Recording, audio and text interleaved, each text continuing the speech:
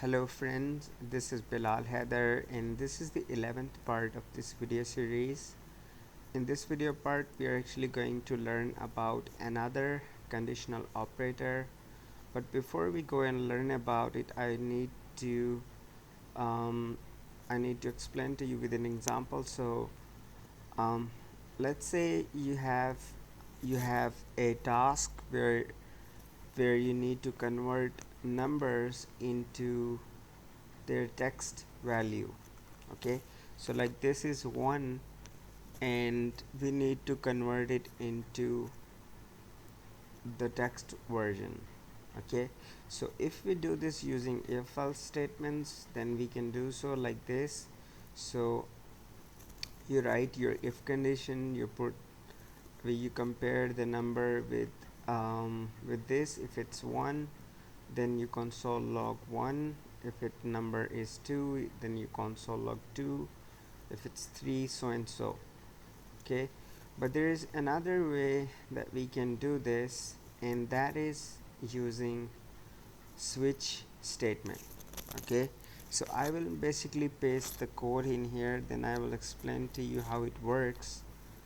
So it starts like this. You start with the keyword switch, then you put your number in here, and you start with the curly braces just like the if if operator, but with switch all the cases are written inside the switch. Okay, so we know that this is the thing which deals with this number, and all the cases are written inside the switch. Okay, it's not like you will write if, then compare with the number, then you will write else if, then you compare with the number. No, this is different, right?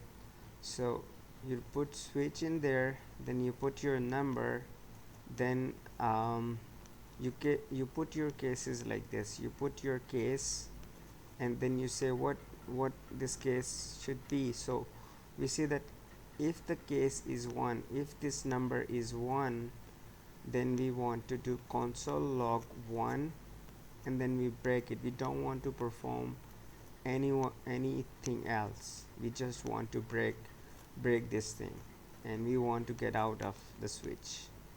Okay, if our case is 2, which is if this number is 2, okay, so we want to do console log 2.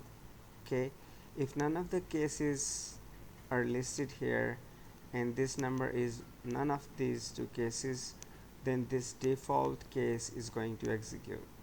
Okay, and it's say basically unknown. So let's try it and let's see what we get. So we got 1, so that's correct, the number was 1, and our this case executed, and it gave us this 1 in the console log, right? So if I change this to 2, you will see that it is going to say 2, and it is coming from here. So what this switch does, it compares this the number which you specify as an input, and then it checks it against the cases which you will list here. So this is more I mean, it basically it is explicit, like it's saying, okay, let's switch the thing and let's see what is the case. If it's case 1, then we do this. If it's case 2, we do this. If none of the if none of the cases match, then we perform the default case. People will less often use the switch because if else is more, I mean, mostly you will see people using if else more than switch, but this is an option for you. So if you want to use switch sometimes, then you can also use it. If you want to do if else, then that's an option for you as well. So it depends upon problem to problem. Sometimes it's convenient to use switch, and mostly it's convenient to use if else conditional operators. So but you have this second option here, so you can use this as well in your programs.